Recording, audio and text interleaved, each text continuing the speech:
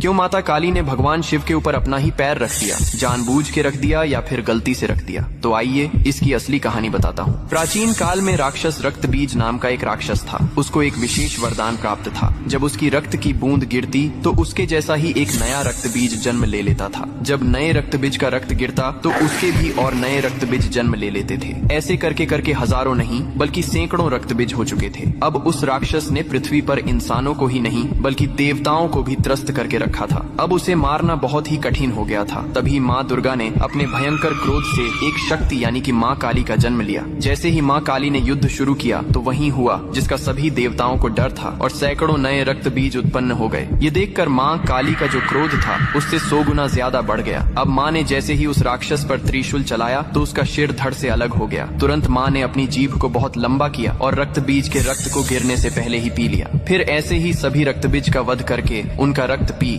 कर उनका क्रोध अब 100 गुना से 200 गुना बढ़ गया था। धरती कांपने लगी थी, समुद्र मथने लगे थे, देवता भयभीत होकर इधर उधर भागने लगे थे। तब देवताओं ने भगवान शिव से प्रार्थना की, हे महादेव, आप ही माता काली के संताप को शांत कर सकते हैं। शिव ने देवताओं की पुकार सुनी और माँ काली के सामने युद्ध भूमि में पहुंच गए। लेकिन माँ अपने तांडव में इतनी लीन थीं कि उन्होंने शिव को भी नहीं देखा। तभी भगवान शिव ने स्वयं माता के चरणों में लेट गए। जैसे ही माँ काली का पैर अनजाने में शिव के सीने पर पड़ा, तुरंत उनका क्रोध शांत हो गया। उन्होंने नीचे देखा तो अपने प्रिय पति शिव थे। यह देखकर उनकी जीभ शर्मिंदगी से बाहर निकल आई। इसके बाद शिव ने मुस्कुराते हुए कहा, हे माँ, तुम्हारा यह रूप सृष्टि के संतुलन के लिए था, लेकिन यह रूप अब धरती पर बहुत धाम धूम से पूजा जाएगा। यही कारण है कि तस्वीर में और मूर्तियों में माँ काली को शिवजी पर खड़े हुए दिखाया